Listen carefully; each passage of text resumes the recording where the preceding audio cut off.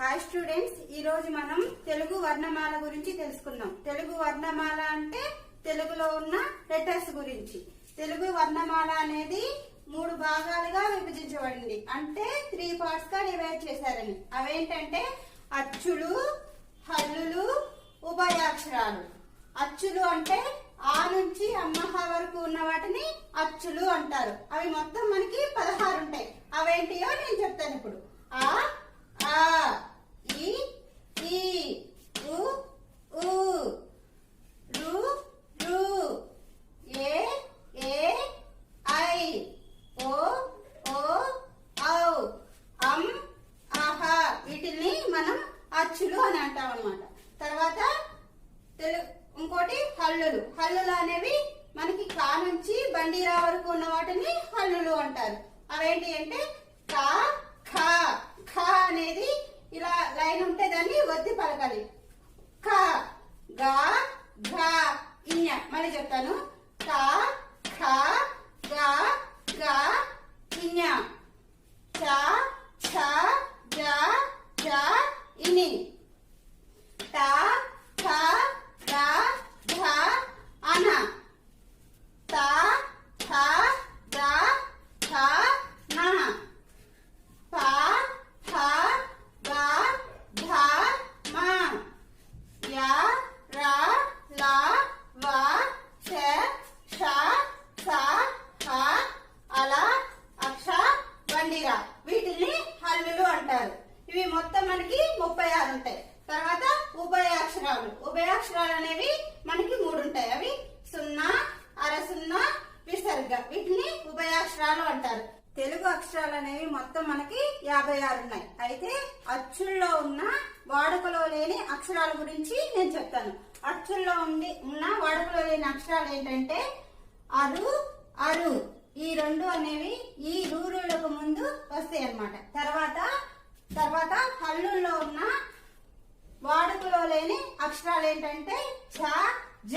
ఈ 2 అనేవి ఈ ఛ పక్కన ఈ ఛ వస్తుంది, ఈ జ పక్కన ఈ జ వస్తుంది. ఇప్పుడైతే మనం తెలుగులో వాడుతున్న అక్షరాలు 52. ఈ వాడుకలో లేని అక్షరాలు అనేవి అది వరకు గ్రంథాలలోను పద్యాలలోను వీటిల్లో ఎక్కువగా వాడేవారు. ఇప్పటి వరకు మనం తెలుగు అచ్చుల్లో ఉన్న అక్షరాలు, హల్లుల్లో ఉన్న అక్షరాలు, ఉభయాక్షరాల్లో ఉన్న అక్షరాల గురించి తెలుసుకున్నాం. ఇప్పుడు ఏం చేసుకుంటున్నాం అంటే తెలుగు అచ్చులతో వచ్చే కొన్ని పదాలేంటో నేను ఇప్పుడు చెప్తాను. అవేంటంటే ఆ అంటే అమ్మ అని, ఆ అంటే ఆవు అని, ఈ అంటే ఇల్లు అని, ఈ అంటే ఈగ, ఊ అంటే ఉడుత, ఊ అంటే ఊయల, రు అంటే ఋషి, ఏ అంటే ఎలుక, ఏ అంటే ఏనుగు, ఐ అంటే 5, ఓ అంటే ఒంటె, ఓ అంటే ఓడ, ఔ అంటే ఔటు, అమ్మ అంటే అంకెలు, అహ అంటే అంతఃపురము. తర్వాత ఇప్పుడు మనం గుణింతపు గుర్తుల గురించి తెలుసుకున్నాం. ఈ గుణింతపు గుర్తులు అనేవి అచ్చుల్లో ఉన్న అక్షరాలతో రాస్తామన్నమాట. ఇవి అచ్చులు ఏమిటి? ఆ నుంచి అమ్మహ వరకు ఉన్న వాటిని యూజ్ చేసుకుని మనం గుణింతపు గుర్తు అనేది రాస్తాం. అవి ఎలా అంటే ఆకి గుర్తు పేరు తలకట్టు వస్తుంది. దీని గుర్తు ఇలా రాస్తాం అన్నమాట. తర్వాత ఆ అంటే దీర్ఘం. దీర్ఘం అంటే దాని గుర్తు ఇలా ఉంటది. ఈ అంటే గుడి. దీనికి గుర్తు పేరు ఇలా రాస్తాం. ఈ అంటే గుడి దీర్ఘం. దీనికి గుర్తు ఇలా రాస్తాం. తర్వాత ఊ అంటే కొమ్ము. కొమ్ము అంటే దీనికి గుర్తు ఇలా ఉంటది. ఊ అంటే కొమ్ము దీర్ఘం. దాని గుర్తు ఇలా రాస్తాం.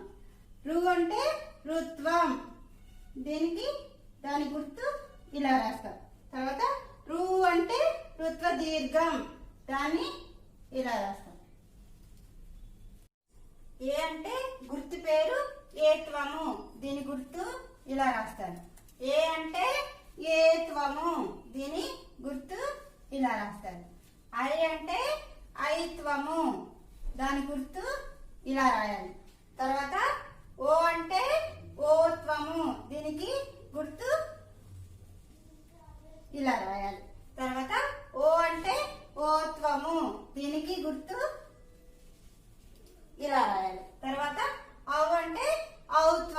దీనికి గుర్తు వచ్చేసి ఇలా రాయాలి. అమ్మ అంటే 0 అని దీనికి గుర్తు ఇలా రాయాలి. ఆహా అంటే విసర్గ అని దీనికి గుర్తు ఇలా రాయాలి. ఇప్పటి వరకు మనం అచ్చుల్లో ఉన్న అక్షరాలు, హల్లుల్లో ఉన్న అక్షరాలు, ఉభయాక్షరాల్లో ఉన్న అక్షరాలు, అచ్చులతో వచ్చే కొన్ని పదాలు, గుణింతపు గుర్తుల గురించి తెలుసుకున్నాము. నెక్స్ట్ వీడియోలో హల్లులతో వచ్చే కొన్ని పదాలు, ఈ గుణింతపు గుర్తులను యూజ్ చేసి గుణింతాలు ఎలా రాయాలి అనేది నెక్స్ట్ వీడియోలో చూద్దాము.